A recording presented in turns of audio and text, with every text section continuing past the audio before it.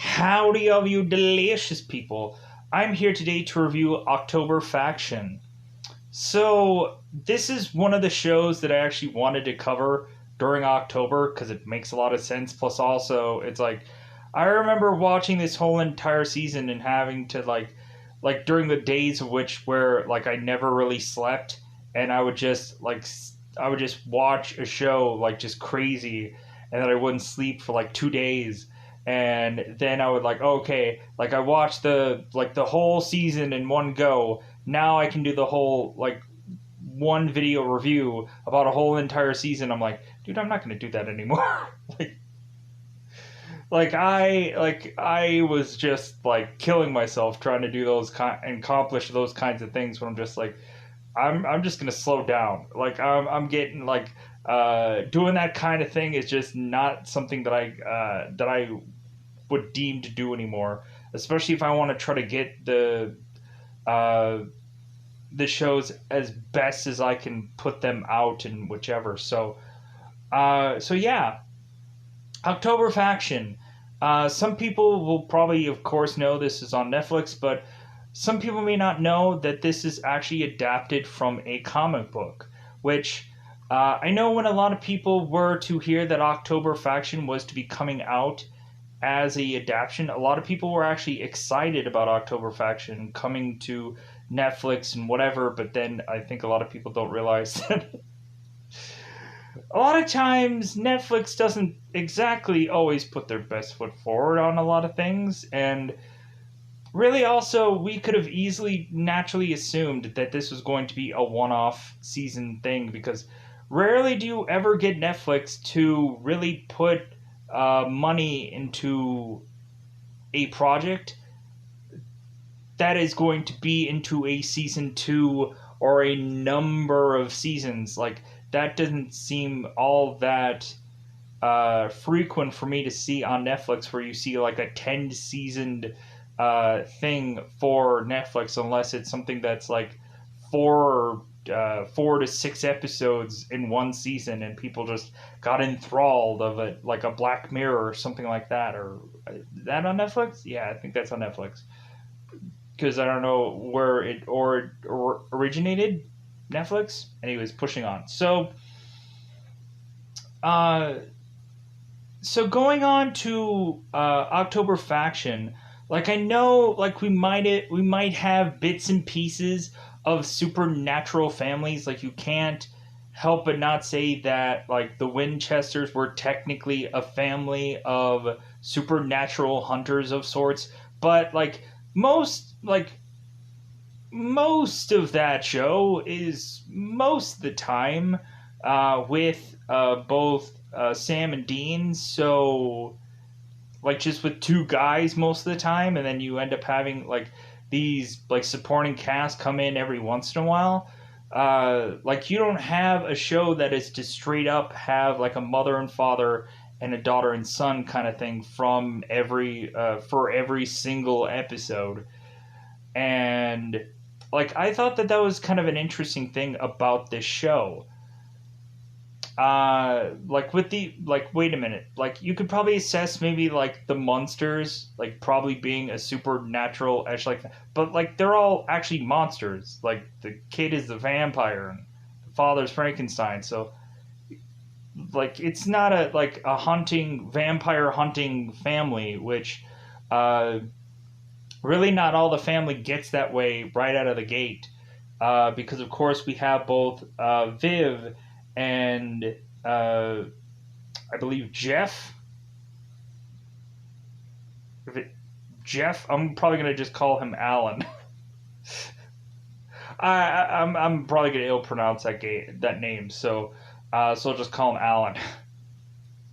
I'll call Dolores Fred, but we'll just call I'm Geoff. Is that Jeff?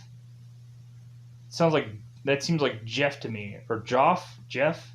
I don't know. I watched one episode and I'm not quite clear on names yet, so we'll get there. So, if anything, people will say that this show probably does have a supernatural kind of feel, but we kind of go and we kind of do like vampires in a different route in here, uh, where it seems like the vampires look much more like they have like snake fangs, which I think is kind of interesting. I think that this pilot is just really fun. Um, I think that the pilot is an interesting way to kind of get you interested into the show. But I think eventually after that, like I think slowly but surely, eventually you, like especially when the show is to end, you start to lose interest. You really just start to lose interest because it's just like, okay, like this family is not quite a family anymore. Uh, some people like lying to some people, and eventually it just becomes this like big war of a thing. And then like you're just kind of just like, okay, well, like, hey, at least this was like a one-off season and it'll probably never get done again because like October faction, how can they justify, like, they probably sunk a lot of money into all of these set pieces just to throw it all away. Really, just to throw it all away. Because I don't think they could have justified having a 1 month out of the year thing that they can just keep tossing money into. Like, that just seems like irrational to even have put together. But like, Netflix just wanted just something to just put into uh, like a year of October, but also they just wanted to just like they hoped, and like because they just rip and tear everything, like anything that could be from a comic book. Like I think this is also right around the time that everyone was like clamoring, like we have to do like some kind of superhero thing or something taken from a comic book or some kind of book. We have to rip all of that off. So this was like right around that time, I think. Well, it's still right around that time. Everybody's still trying to like rip and tear from everything. So eventually, everything is eventually going to become a movie or a show just because like people are getting back to work. So freaking like, hey man, like come up with everything under the sun to just make a quick buck. So teeing it up, what is this episode about? Because we have a very short bubble of time here. So we end up having both Dolores and Fred, and Viv and Alan, who are all to be coming, of course, from Osaka to come back to eventually Jeff's father's home, for both Dolores and Fred to clean out the home to try to sell it as quickly as possible, and for Viv and Jeff to eventually reconnect with some kind of heritage of theirs, which eventually we're going to have Dolores reconnecting uh, their kids with their heritage a lot more, because Dolores already in episode 1 is just like, we need to tell our kids everything. We need to show them everything. We need to train them. I'm like, why weren't they basically trained like straight out of the womb? Because the thing that I'm thinking about is, what if Dolores and Fred easily end up getting killed? Because this is not like they just have been like going at this and just thinking like, yeah, like man, we're never gonna die, like nothing's gonna ever happen to us. Like that's, I guess, what kind of keeps them like on their A game, is just to be like, well, hey, I got kids to come home to. So but yeah, like, and we'll find out. We'll definitely find out about those kids. We'll find out about those kids.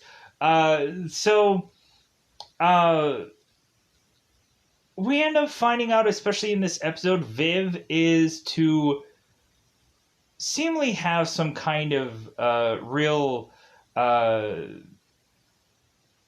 kind of power within her, which is to possibly be able to channel. Uh, either ghosts, spirits, or also the dead.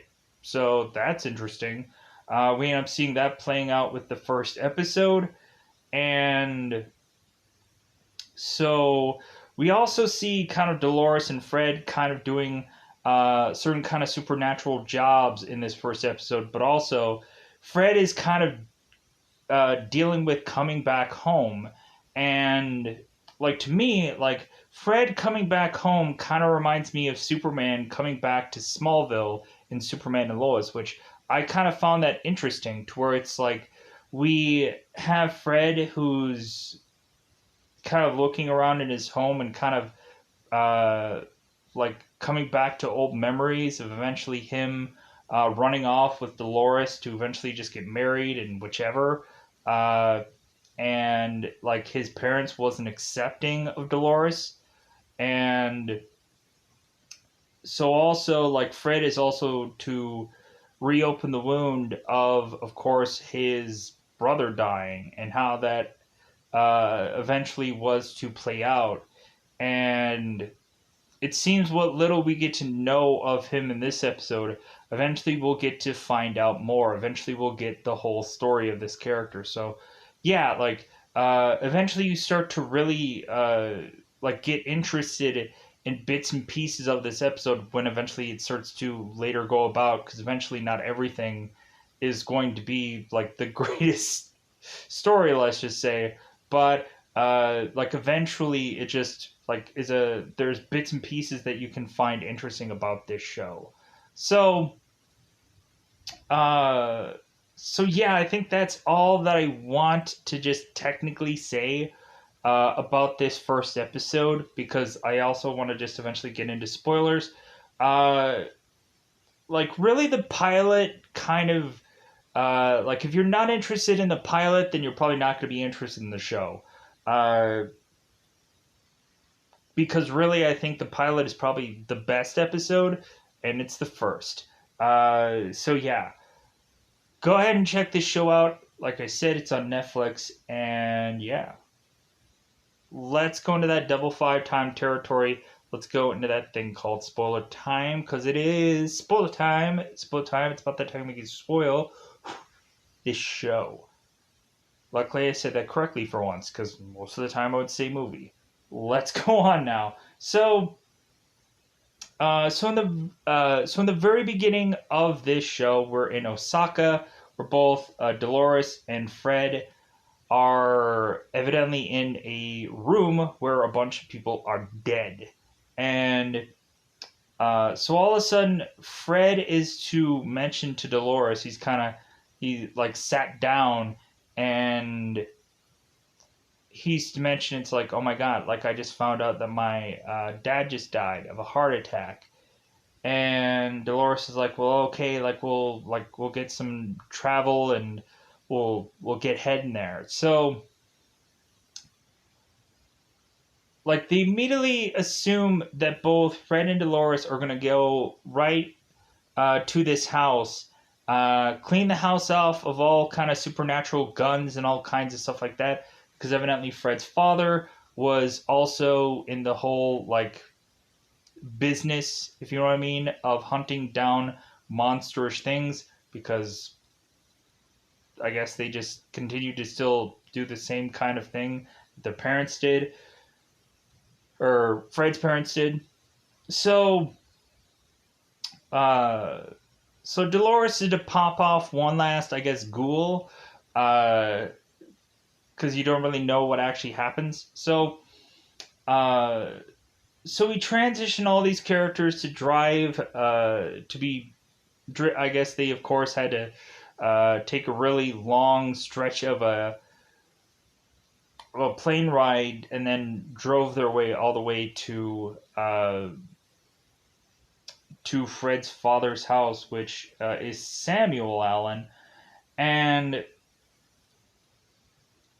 so, uh, really, I think for both Alan and Viv, like, it's a nice change of pace to eventually come here, because really, like, I guess they were really just so used to being in Osaka that like Alan is to mention that like all he had to do was just go and watch like A-Team episodes, and he like basically easily knew or could easily figure out like Mandarin and just easily figure all that out, figure out Chinese. And so like all Viv really just cares about is like her studies, because she's like a straight A student.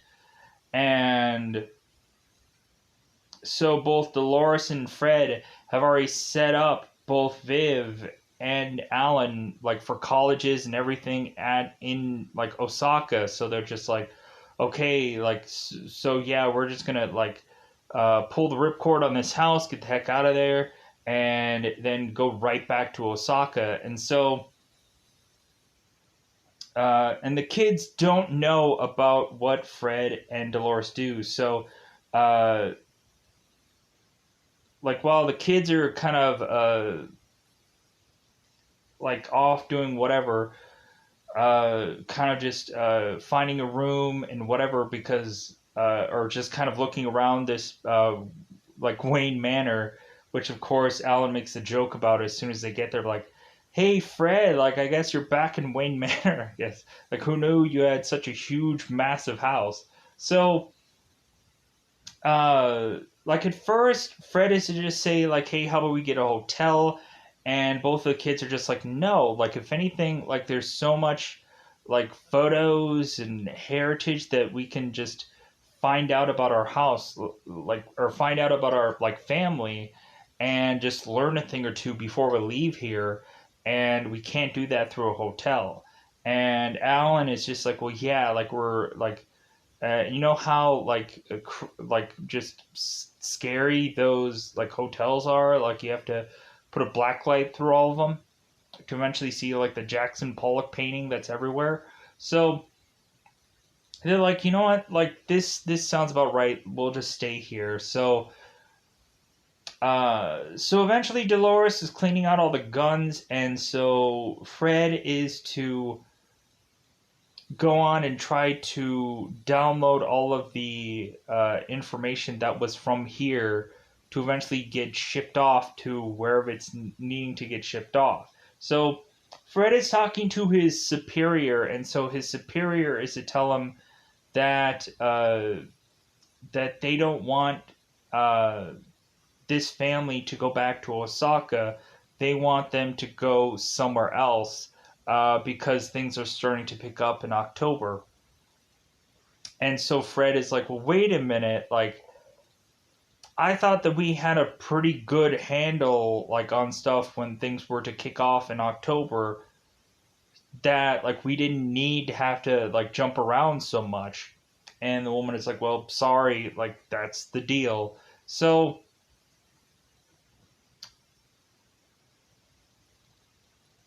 so we end up eventually finding out in the show that,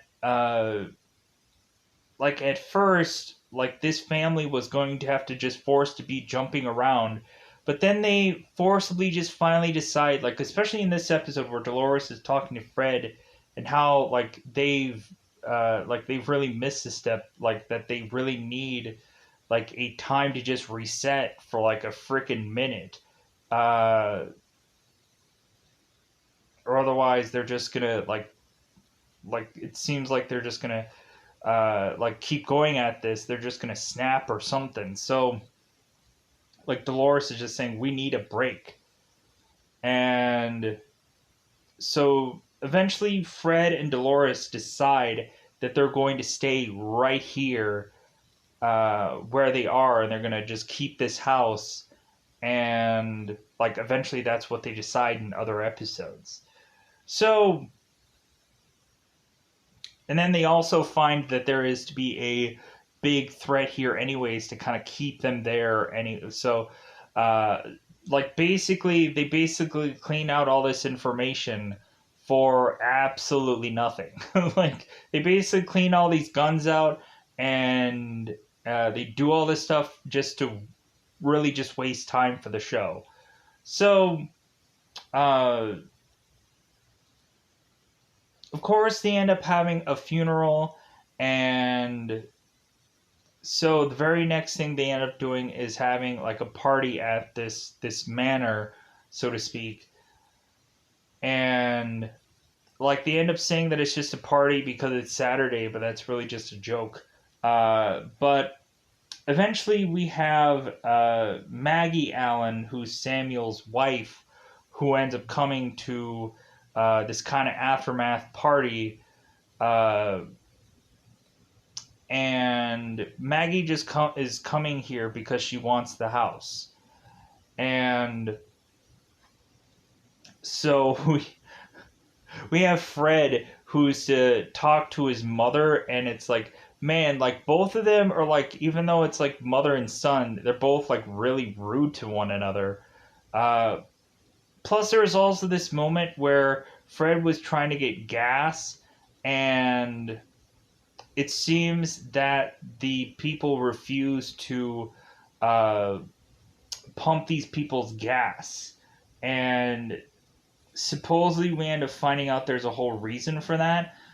Because Gina is to mention that she's the new sheriff in town, and Gina evidently was Dolores's like friend, and evidently Dolores's father used to be a sheriff, I believe. So, and so Gina is to kind of tell Dolores that if there's to be anybody kind of like familiar to these people, that like they kind of don't want to see like old ghosts kind of stuff. Like they don't want to see like old people that they know, and they're just not going to help them out or whatever. I guess that's who they are. So, uh, so we go on into this party, and so Fred is to just get hammered, uh, as well as like once he is to just kind of arrive at this house, it's certain to reopen up old wounds. Like when he is to just kind of talk about his father, and or like have memories about him and his father, where Fred at one point is to have this gun, and Samuel Allen is to kind of take this gun from Fred, and he's like, hey, where'd you get this gun from? I guess Fred was eventually going to uh, take this gun, I guess, to go after his brother's killer, because we also have another flashback where Fred is to see his brother, I believe his name is Seth. Uh, he is to see like Fred's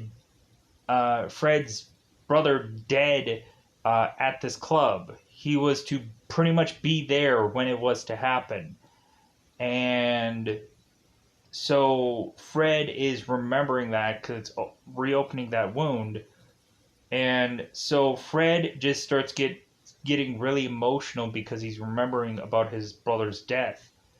And I don't think that they actually ever like avenged his death in this story, I don't believe, but I don't remember.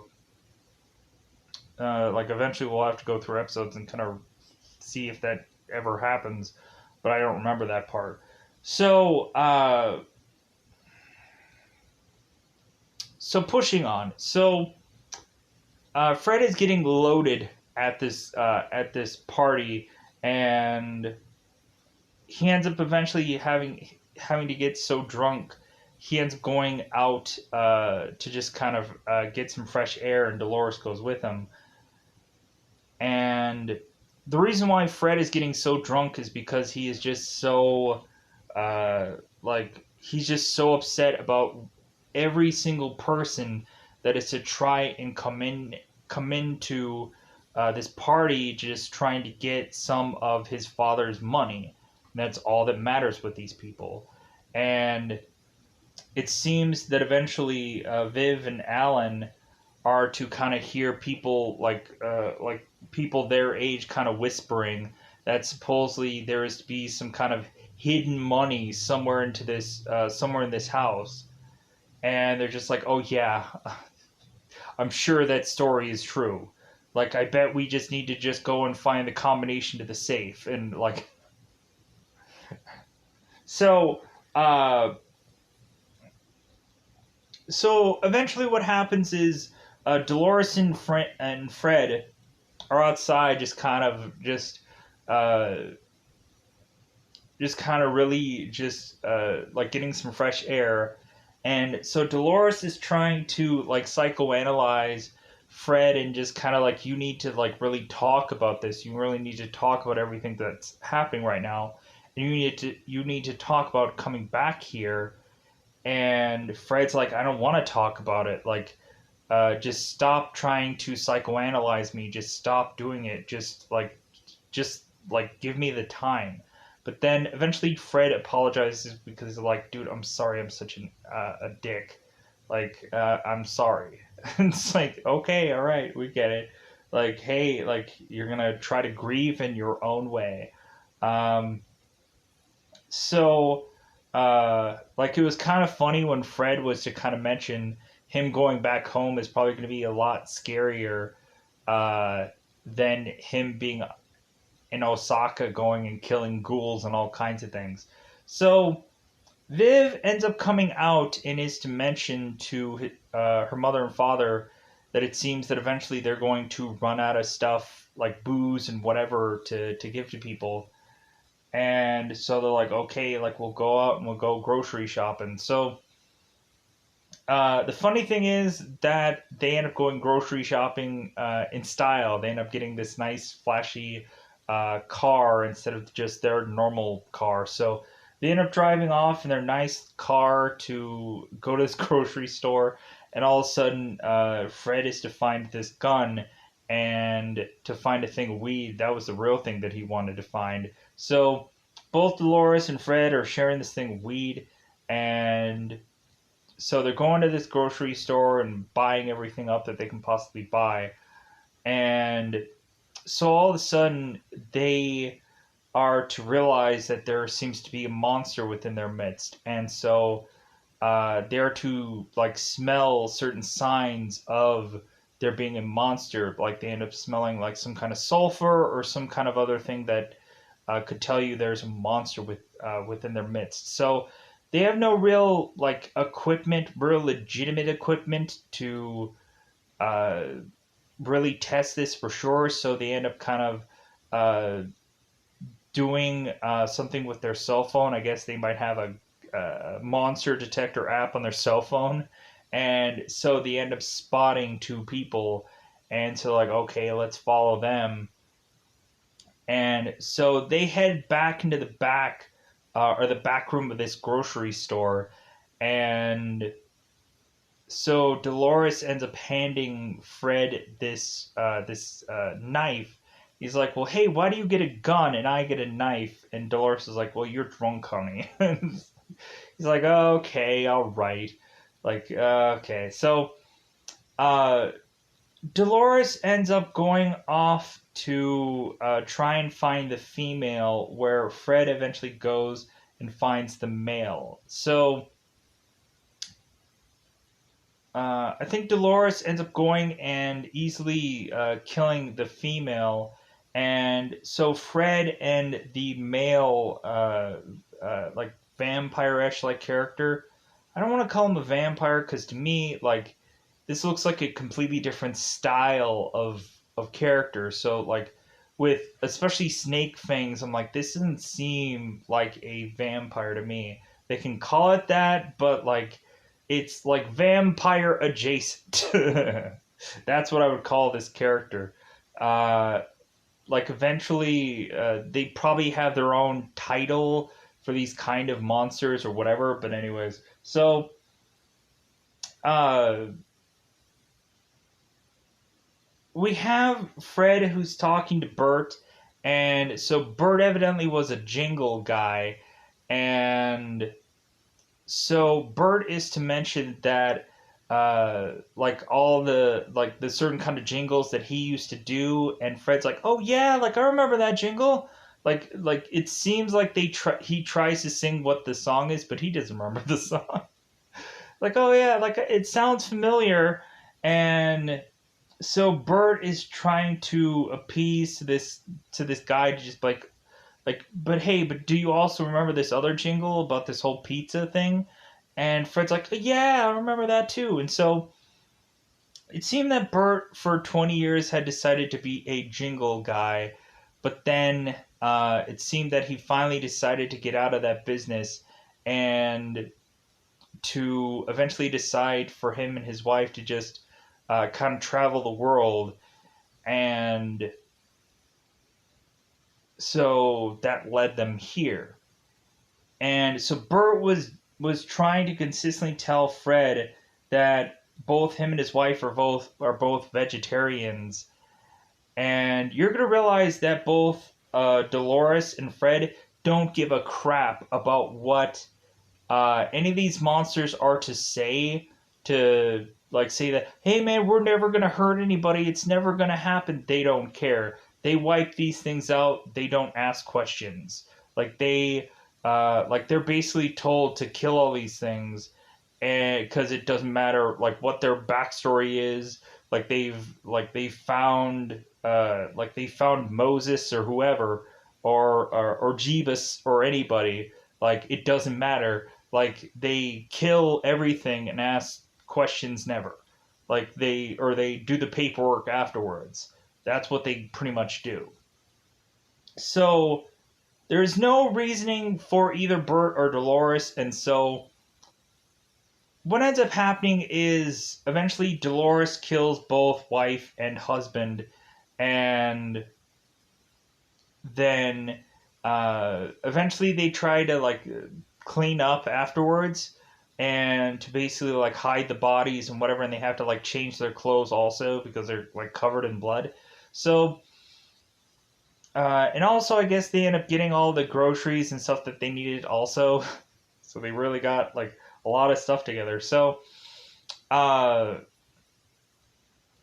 what ends up also happening with the kids. So Viv and Alan are to go with these seemingly la-di-da rich kids who are to mention that there's supposedly money in this home, hidden in this home somewhere. There's some secret compartment that has millions upon millions of dollars. Man, if I can just only just open the door and there's just a whole entire room filled with gold coins where I can just dive right into and then hurt myself, because that probably will hurt to just thrust my way into a bunch of gold coins because it probably weighs a lot. Anyways, so Alan has just take advantage of these kind of naive people, and so Alan is to tell like these other rich kids that Viv is to be a person who is to be able to channel the supernatural, or to channel possibly Samuel's ghost, to eventually tell them where this money that is in this house is. And because they're lying that they believe that like both Viv and Alan are lying to these kids to say like, oh yeah, we heard that same story you did. We heard all about that. So Viv is to go in the room with all these other kind of kids her age to eventually try and supposedly do some kind of goofy thing to channel some spirits, and she accidentally does do so. And so all of a sudden Viv is like drowning, and so all of a sudden we end up having this seemingly woman that's in this water all of a sudden now like going and adjusting these chains and coming back to life. It's kind of like that one Friday the 13th movie with Tommy Jarvis, where or maybe the one after Tommy Jarvis, where Tommy Jarvis goes in. No, it's the one with this psychic girl. Yeah, that makes a lot more sense. So I don't know which one this is, but it's the one after the last like Tommy Jarvis movie, where Tommy Jarvis goes and chains up Jason and puts him into the lake. And then the one after that is the one girl who has the psychic powers that all of a sudden is to use her psychic powers to try and get her like father to come back to her, and so I guess her father had drowned into this water. So she thinks that she's going to use her power to get her father to come back to her, but instead she ends up accidentally awaking and freeing Jason. And then Jason starts killing all these people at Camp Crystal Lake because of her. And then so now she has to use her psychic powers or abilities to eventually take out Jason and to force him back into the water yet again. Uh, which that's what happens within whatever Friday the 13th movie that was. It should be easy to figure out which one that is because it's kind of the later one, but still, the Psychic Girl Friday the 13th movie, that should be easy to search. So if people don't know which one that is. Anyways, pushing on. So, really, that covers a bulk of what really just happens for most of this episode. We also have a moment where evidently Alan is effing off, and I mean effing off, with some other guy. Like they're making out, and then all of a sudden we end up having one guy who ends up just kind of poking his head in and is watching. So we're naturally assuming who Alan's boyfriend is eventually going to be in this season. Uh, so yeah, so we end up finding out that like Alan is to be gay, which is completely fine. And so yeah, I think that ends up covering most of this episode. So, with that said, I think I'm going to get out of here. I think I've covered most of the flashbacks. I think I've covered most of the episode. So, yeah, tune in to when I am to probably every other day kind of either do 1 or 2 episodes based on what other projects I have going.